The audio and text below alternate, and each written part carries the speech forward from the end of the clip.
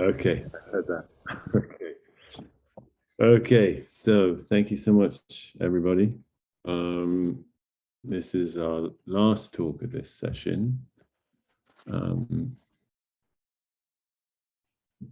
very conscious of the sublime practice that Valerie has been leading us in, the way she's sort of taken us to a wide, calm sea of practice. It's reminding me of this great Tibetan practice poem. Long ago, I used to recite every week in Joan Rick Roche's Zendo, the Queen of the Lake of Awareness. Valerie has brought us all, I feel, to the lake of awareness, and she is its queen. Thank you, Valerie. It's those, the rivers have all turned to milk, thanks to you.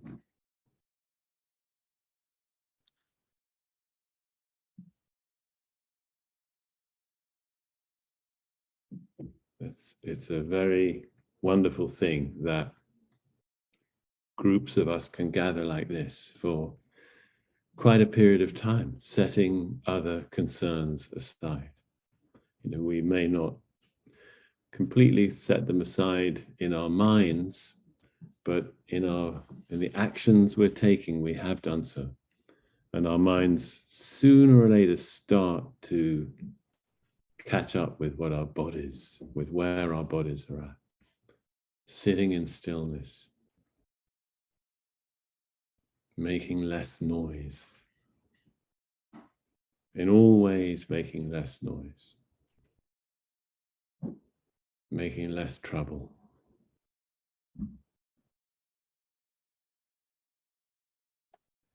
I've got two main little mini projects in this talk. One is to sort of conclude the look at the Koan that I was exploring with you all earlier in the week about Unmon and the awakening of Tozan. And the other is to just say kind of something addressing the three refuges or the three treasures that we've been reciting before and after each talk, beautifully led actually by Scott. It's just incomparable sort of retreat leading that we've been getting from Scott as well, just in the steadiness and evenness and beautiful sort of smooth sense of practice that's been exuding from Scott. Thank you, Scott. But before I turn to either of them, I want to share a little poem. I think it's more or less a poem from William Stafford. The things you do not have to say make you rich. Saying the things you do not have to say weakens your talk. Hearing the things you do not need to hear dulls your hearing. And the things you know before you hear them, these are you. And this is why you are in the world.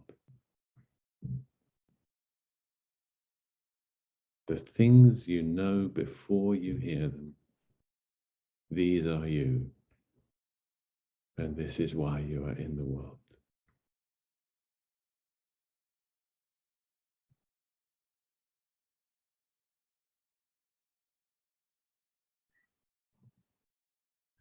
It reminds me a little bit of the famous line of Wittgenstein. Perhaps he's a very complex, challenging, difficult philosopher, Wittgenstein, but he has some lines that are relatively straightforward. And perhaps the most famous of them is this: of of that of which we cannot speak, we must remain silent.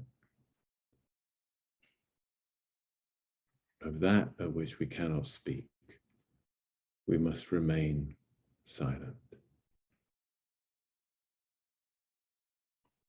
And somehow, our practice of silence in a Zen retreat is precisely the way we open up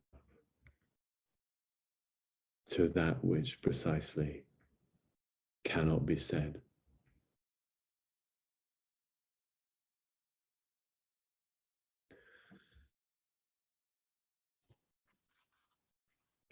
I hope you'll indulge me. I want to read one little poem of mine before addressing the Koan. Wrong. That's its title, Wrong. Wrong, said old Master Deshan, no matter what they asked him, sometimes before they'd even opened their mouths to speak. Wrong. Already wrong. What if the only thing wrong with us is our thinking there's something wrong? What if right and wrong are wrong?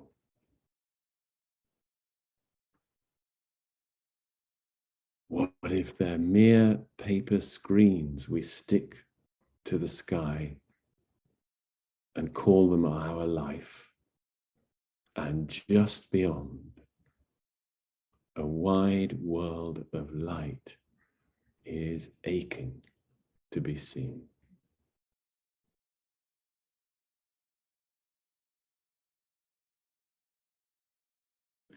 So, with these cautions in mind about speaking, let me turn to the verse to the Koan, which is the last piece I want to address from the Koan. And just a reminder, essentially, sort of boiled down in the Koan, young Tozan comes to the great master Unmon and gets himself in the Dokusan line, the interview line, gets a meeting with Unmon right off the bat, and Unmon asks him, where have you come from? Where were you in the summer? And what date did you leave? And he gives straight answers to these questions. Boom, boom, boom. I was in Chadu. I spent the summer in south of the lake, and I left on August 25th. And Unmon says, not right, basically. Not right. Not clear. Wrong. And Tozan is bewildered, is awake all night long, wondering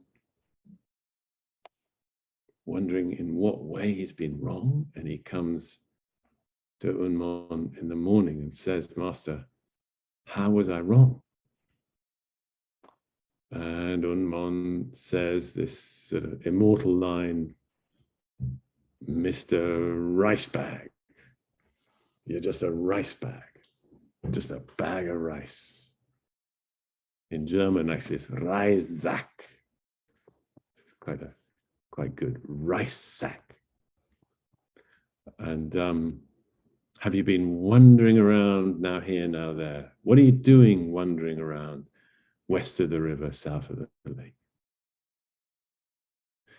Somehow it's just what's needed.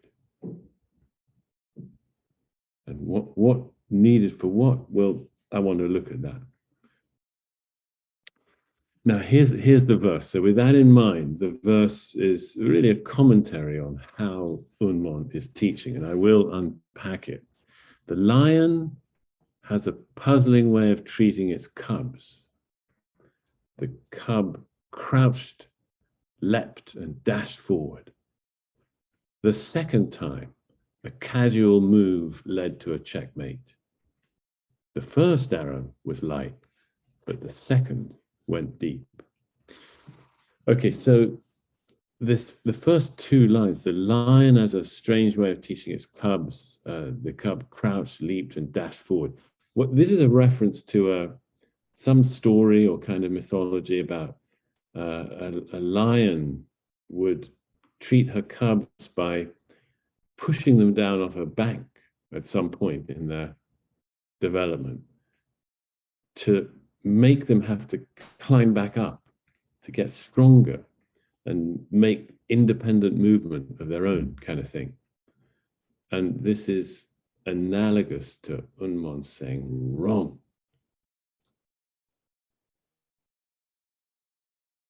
Wrong.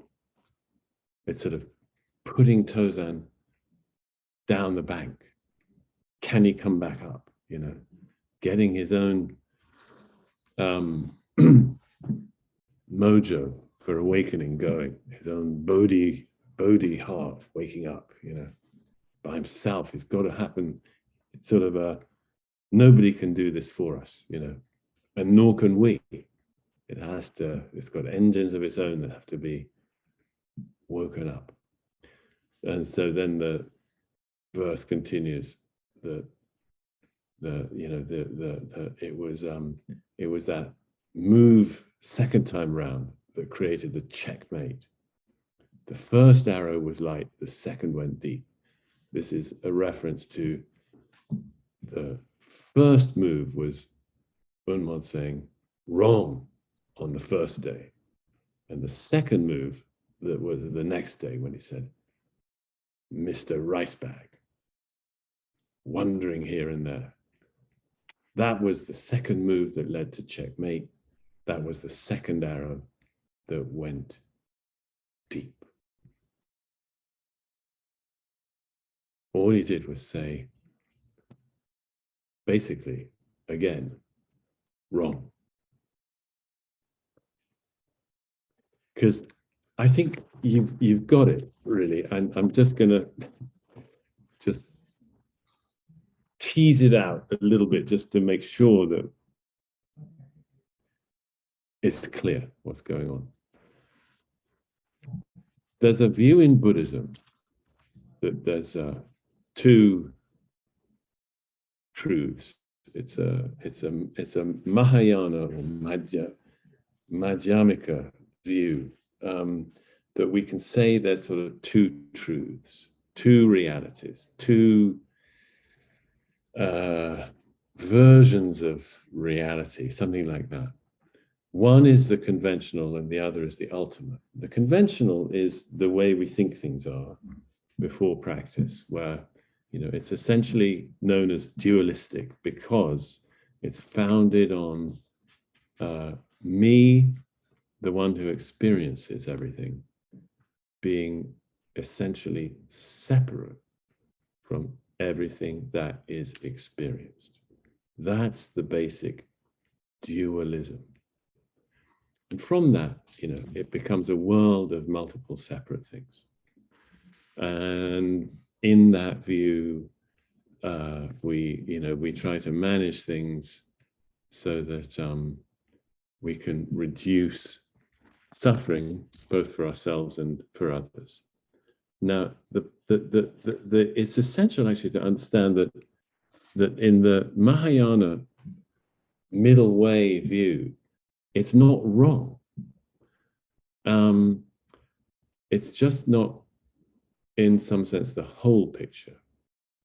But from the point of view of that perspective, what is the logic of practice?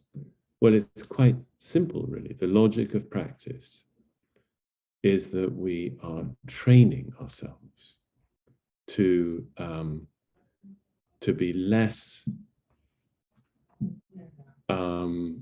contaminated by, so to speak, by the three poisons, to be less misled by the three poisons of greed, hate, and delusion.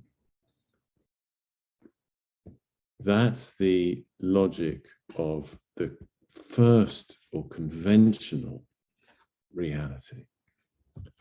Practice is absolutely right and proper and helpful therein, because we're being trained to create less suffering for self and others through taming and detoxifying from the three poisons. The other reality, quote unquote, is ultimate. And in the ultimate, the logic of practice is entirely different. It's not about taming anything. It's not about reducing anything. There is nothing to be tamed. There is nothing to reduce. It's a discovery, this, of all unassailably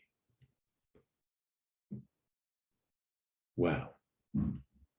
All well. We've heard a lot about this beautifully from Valerie, expressing it, sort of exuding it, manifesting it, speaking it in beautiful, beautiful ways. And the Zen tradition is just full of the most wonderful expressions of this level, this great reality. Another sort of aspect of it, feature of it, is that it doesn't have the two truths. There's only one. So the view that I was just sort of putting forward, the middle way view, that there are two truths, that's only true, actually, from the first perspective. Because from the second perspective, there is only one perspective. And it's not really even a perspective.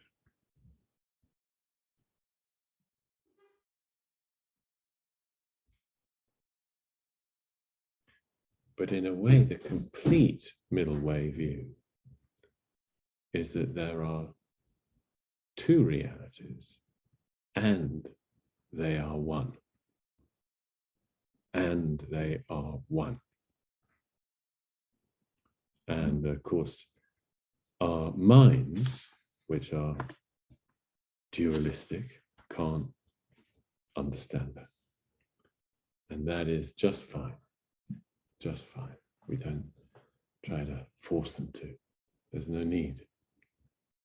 So what happens in this koan is that Tozan, the koan is showing us how somebody can, against all expectation, suddenly open up, be opened up by, be opened up to this second reality that is neither first nor second, once we find it.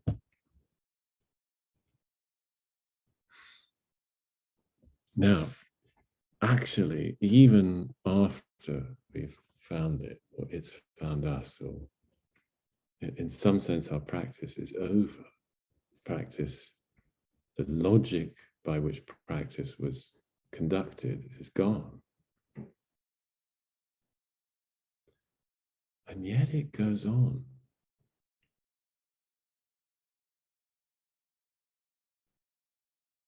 So let me now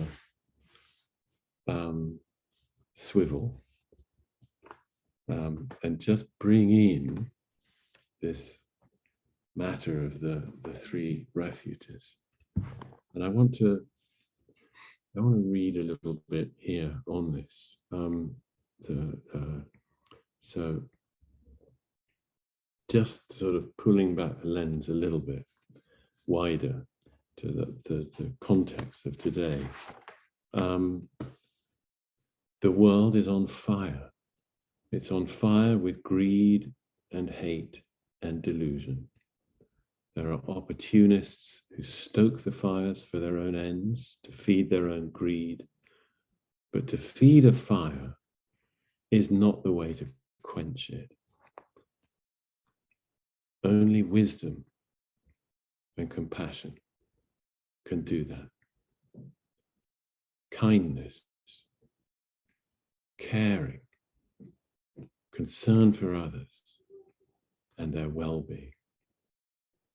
In a way, it's obvious, but the three poisons can obscure it all.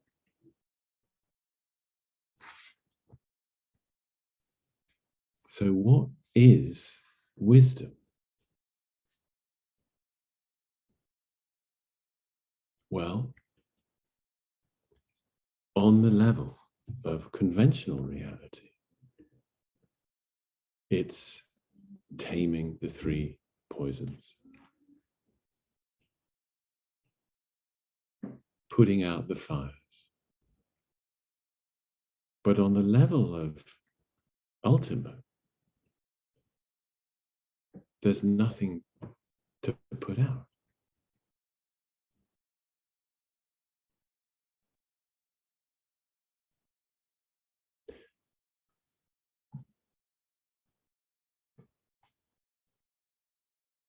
All is one.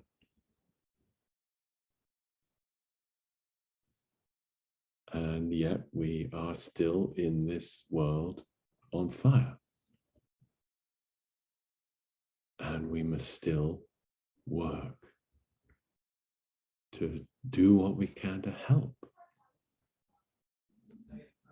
We're still working to assuage the harm of the three poisons, even though we may also see that they are actually illusory. They are just a phantom. But that doesn't mean we don't still work to help. Now, the wonderful thing of these three treasures that we've been honoring with our chant led by Scott each day, twice at least, is that they are exactly the expression of both these logics of practice, these ways of approaching the troubles of this world. Both ways of looking at them are absolutely sort of summed up perfectly in the three treasures.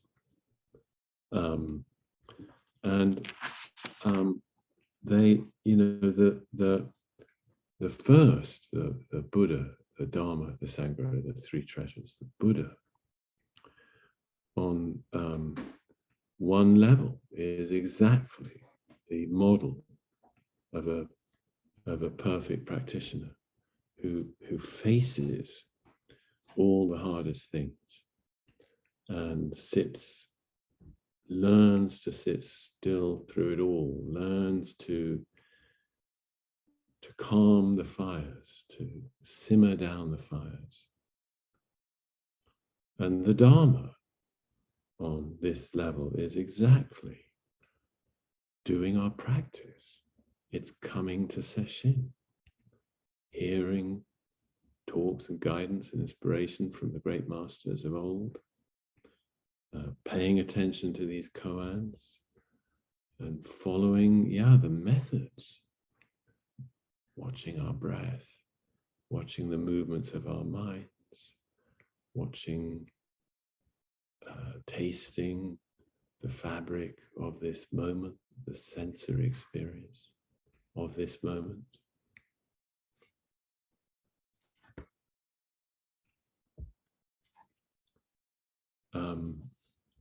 And Sangha is literally coming together to practice. Groups of us, gatherings just like this, Sangha. And it's also being aware of Sangha, whether we're gathered physically or not. And we understand Sangha as we go more and more widely. It's clear that, we're all one human family. It's clear actually that we're all one family of living beings on this planet. It's not just animal. We're the whole array of life, the great sort of evolutionary spread of life that we have on this planet is all one web of life. It's all one phenomenon of livingness. And we're absolutely part of that. That's Sangha. And that's all still sort of conventional view. Buddha, Dharma, Sangha. And then there's ultimate view of Buddha, Dharma, Sangha also. How remarkable. We see through all delusion and illusions, as Tozan did. Tozan saw, for all his wandering around west of the river, south of the lake, he had never been anywhere. It was impossible to go anywhere. We heard Valerie speaking so powerfully to that on a couple of days ago, speaking to the impossibility of going anywhere that Genscher awakened to in the story of his painful toe, hobbling back to the monastery, but realizing he wasn't clear now. He wasn't going anywhere. How come not going anywhere? How come we're all sitting together, far flung as we are around the world right now? Because of where we really are. This, where we really are. Of which we cannot speak. But we can surely sort of be found by. I remember actually my teacher, John Gaynor, of whom you've heard quite a bit this week from Valerie, at one point he said to me, soon after I'd been appointed as a teacher, he said something like, doesn't matter where someone teaches the Dharma, doesn't matter where they do it. And I sort of got a sense of that when he said that. Why? How come that is so? How come Tozan hasn't been going anywhere, no matter where he went? And now he realizes it because of this great fact of, on the level of ultimate reality, what Buddha is, what Buddha found, what Buddha discovered, what happened to Shakyamuni when he became Buddha awakened, when he awakened what he found. It's that is the ultimate refuge. And what does it sort of do? Well, this is the Dharma. And that fact that cannot be spoken of is exactly all our conventional reality, just as we know it. The whole world that we see as many multitudes of separate things is exactly what Buddha does. It is being all this multifarious multiplicity of phenomena. And that, on this level, is known as Dharma. And then again, on this ultimate level, Sangha. The Sangha is the fact that, how can I put it, because of Buddha, all the multiplicity of things showing up, because they all are sort of emergent properties of Buddha. They're all one family, Sangha, one Sangha. So you can sort of see, I hope, that there's two beautiful ways that the three treasures are actually three refuges, and that the conventional three refuges are beautiful and wonderful and helpful, and the ultimate three refuges likewise, and they're two and they are one.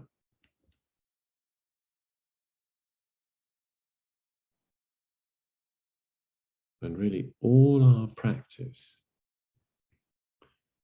is helping us just release into that which can be both two and one, which defies our thinking, knowing mind. Very good. We can just let our thinking, knowing mind just sail off like a balloon filled with hot air into the summer sky. It can happily sail off and be as free as it wants, dangling its little strings of thought, just sail off into the blue sky. And what's left is this. What's left is this. And this is exactly where two truths meet.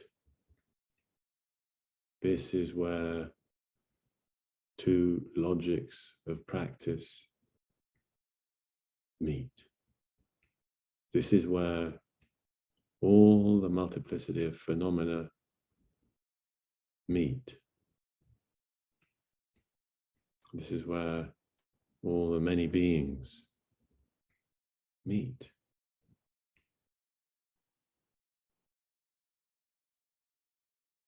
This is where all healing happens. This is where all healing is unnecessary, because all is healed. And yet, necessary too, because from this perspective, the Bodhisattva wishes to help the world, to heal its wounds, heal its ills.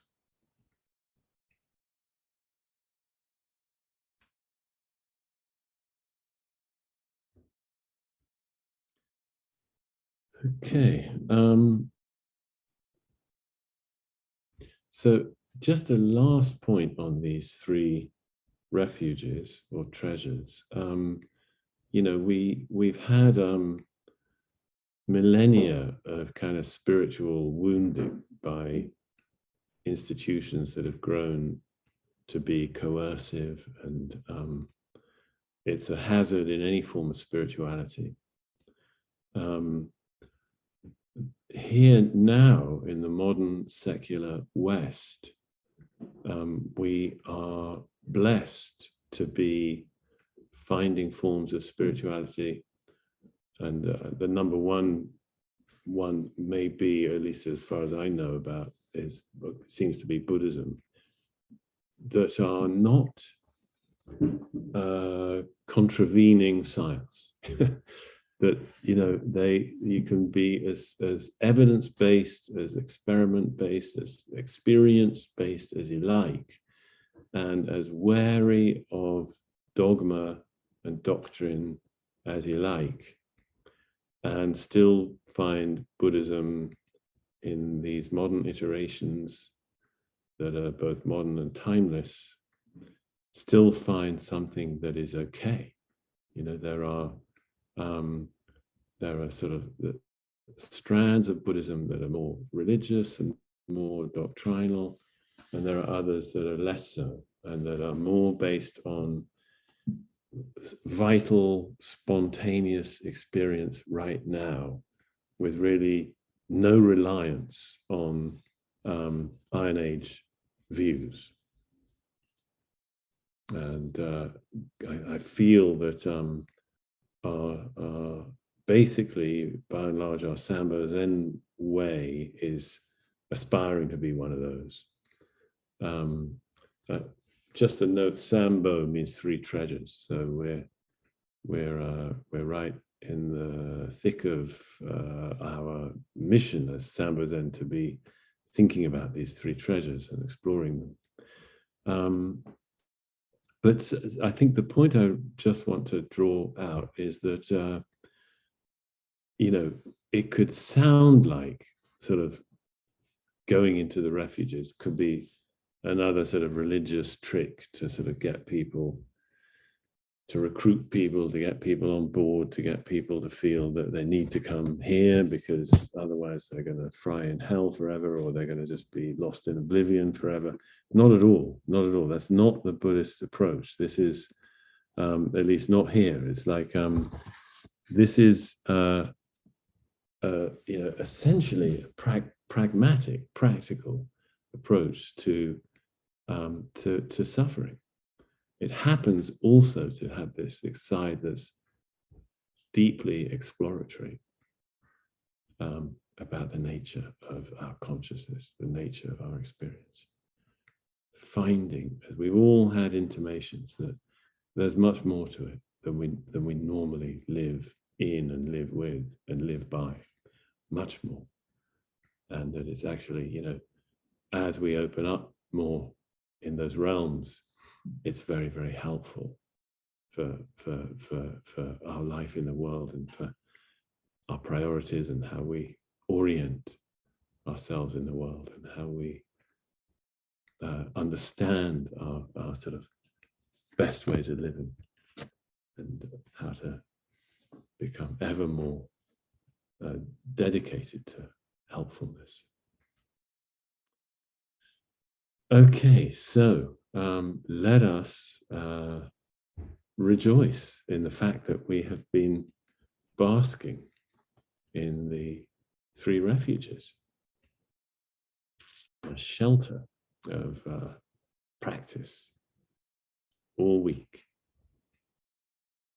shelter of Dharma all week, shelter of Sangha all week. It doesn't matter how much we feel it, actually. I mean, probably many of us are feeling it, but it doesn't actually matter how much we feel it, because it's in our blood, it's in our bones, it's in our flesh, it's in every cell of your body. They know the fantabulous cleansing and revivifying and rejuvenation that Valor has been offering them. They're singing with it, they're zinging with it, they're pulsing and vibrating with it. Every little cell is dancing because it knows what a salutary thing it's been getting all week. Thank you, thank you, thank you. They're all saying, thank you, thank you, thank you. And, and they're also, they're zinging and dancing with all the atoms and molecules around. They know that they're just completely part of the atmosphere of this planet, completely part of the earth of this planet. There are no doubt, they're just in one great field delighting at atoms. You know, this is the practice of uncovering the joy of every atom. You know, many of you will have heard me mentioning this guy ad nauseam, this Soviet rocket scientist in the 1920s and 30s, Konstantin Tsiolkovsky, who said that, you know, the universe exists so that atoms can experience joy. That's why it came into being. That's why it's coming into being right now. So every atom of your body is knowing now that it's absolutely in a single sea with every atom, not just in this planetary experiment going on, expression going on, but in actually the whole universe, where each of us absolutely inescapably one with the whole thing. And there's no gap anywhere, as we heard Valerie say many times. There's no gap anywhere, meaning that the ocean of atoms that your little body is actually completely inseparable from the great ocean of atoms of the whole cosmos. And the wonderful thing is, it doesn't have size. So the furthest reaches of the cosmos are exactly here, right here. What kind of a refuge could we possibly need when we know that? There's your brain cells as well, not just sort of looking down at cells in other parts of the body. Your very brain that's doing the looking, that has its awareness, is absolutely inseparable from the entire sea of cosmic sea of all atoms ever created or ever to be created. And they're all right here because there's no distance. That's what we discover in ultimate, if we dare call it that. In my notes, I've been writing T1 and T2, truth 1, truth 2. T1 is T2. Okay? So whatever's going on here, all the troubles that we are heir to, and we are, and they'll come up, doesn't matter where your practice is, troubles will come up. They're also T2. Okay, all the woes of T1. And man, there are woes. And we got to work on them. And it's, you know, it's kind of getting worse, not better, you know. But they are also T2. And us doing this kind of practice, at least we're some kind of, let us be some kind of break on the ghastly theocrats trying to take over, the theocracy, you know, Taliban at home trying to take things over, you know. We are actually among those, just by sitting, who are putting some kind of break on that, by seeing more clearly. And let us, you know, let us take strength from that, refuge in that, as we do what we can do to bring ever more sanity, just sanity to this world. Okay. Thank you, thank you, thank you. We've had lots of sanity this week coming from Valerie, and may I not spoil it. May I only uphold it and speak in concord with it. Thank you, everybody, and I'm gonna hand it over to Valerie and Scott at this point.